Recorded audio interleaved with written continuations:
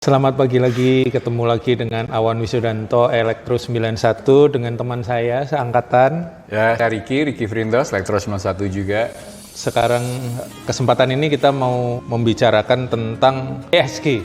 Jadi belakangan ini kan udah mulai banyak isu tentang climate change, tentang green investment.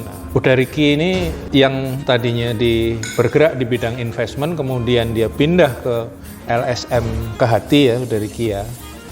Nah, ini juga terakhir bergerak di bidang ESG. Apa sih ESG? Kita tanya udah Ricky deh. Monggo silakan udah Ricky. Ya, makasih Mas Awan. Ya, saya nyebrang lagi nih dari keuangan ke lingkungan hidup.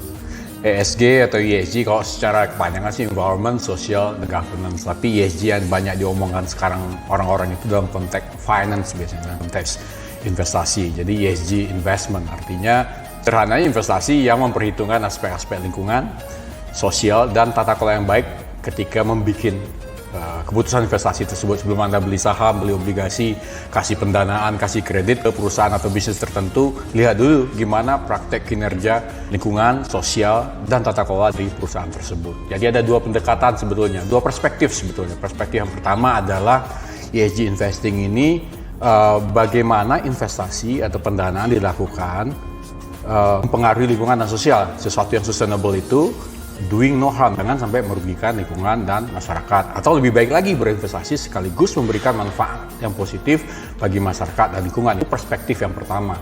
Perspektif yang kedua, yang sebaliknya, yang justru banyak dipakai oleh para investor, para manajer adalah bagaimana faktor-faktor lingkungan dan sosial mempengaruhi kinerja portfolio investasi yang kita kelola, pendanaan yang kita berikan. Jadi kalau kita kelola faktor-faktor ESG dari perusahaan atau bisnis yang akan kita berikan pendanaan, hopefully portfolio kita mau portfolio saham, mau portfolio loan akan lebih baik karena ESG itu kan membawa risiko, membawa opportunity juga buat investor. Kurang lebih ESG itu seperti itu Mas Awan. Konsepnya sih sederhana. Oke, artinya ada dua. Satu tadi untuk perusahaan. Ya. Berarti si perusahaan ini nanti diberi rating gitu, ada penilaian ya? Ya, dalam prakteknya sih ya macam-macam ya. Pendekatan approach bagaimana kita berinvestasi ya juga take into account environment, social, dan governance, macam-macam pendekatannya ya.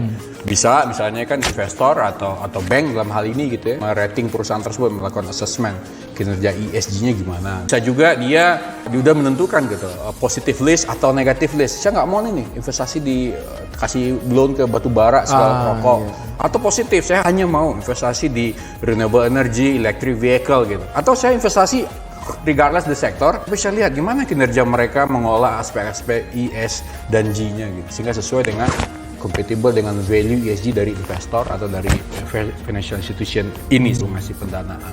Nah, kalau perusahaan-perusahaan itu kan biasanya memang ada rating ya, dia untuk investasi gitu, untuk kinerja dia. Di ESG ini ada juga yang ngasih rating itu?